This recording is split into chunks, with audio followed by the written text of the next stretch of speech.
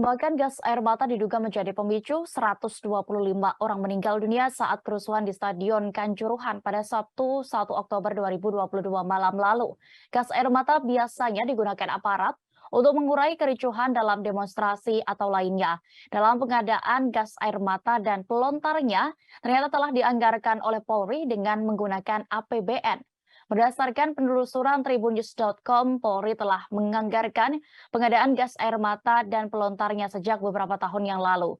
Pada tahun 2017, pengadaan gas air mata Brimob senilai 65 miliar rupiah beserta cartridges dan amunisi total 240,1 miliar rupiah.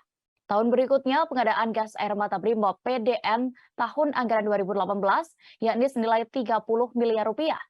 Kemudian pada tahun 2019, pengadaan gas air mata program optimalisasi senilai 3 miliar rupiah dan untuk Brimob program PDN senilai 30 miliar rupiah.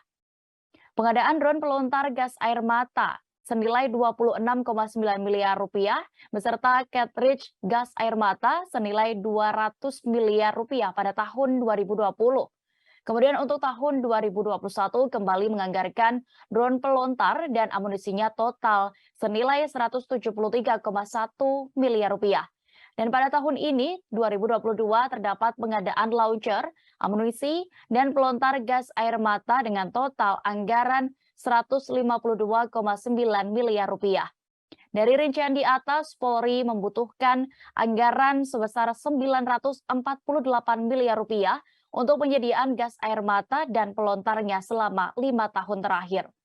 Seperti diketahui, penggunaan gas air mata digadang menjadi pemicu tragedi Kanjuruhan. Padahal ada 42.000 penonton yang hadir menyaksikan laga Arema FC versus Persebaya Surabaya pada Sabtu 1 Oktober 2022 lalu. Penggunaan gas air mata oleh pihak kepolisian juga dianggap melanggar peraturan FIFA.